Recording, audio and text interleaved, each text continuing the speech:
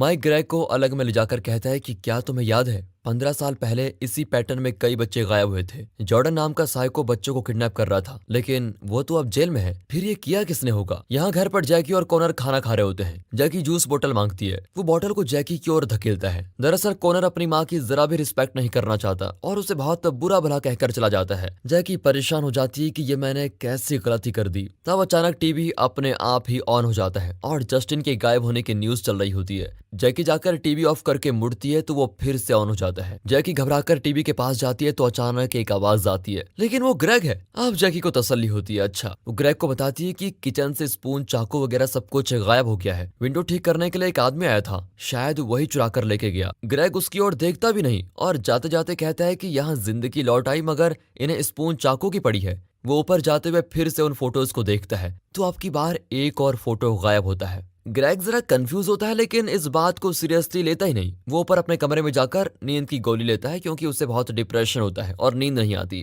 तभी वो कॉनर के पालतू चूहे को देखता है। ये अपने पिंजरे से बाहर कैसे आया? ये सोचकर ग्रेग उसे पकड़ने जाता है, लेकिन चूहा कॉनर के कमरे में जाकर उसके कबर्ड में घुस जाता है। अब ग्रेग उसे पकड़ने कबर्ड में जाता है तो अचानक कोई उसे अंदर धकेल कर दरवाजा लॉक कर देता है। ग्रेग को अंदर से किसी की शैडो दिखाई देती है। वो चिल्लाता है कि देखो कॉनर, ऐसा मजाक मत करो, दरवाजा खोल दो। तभी जैकी दरवाजा खोलती है। ग्रेग गुस्से में कहता है कि कॉनर के बच्चे को मैं छोड़ूंगा नहीं।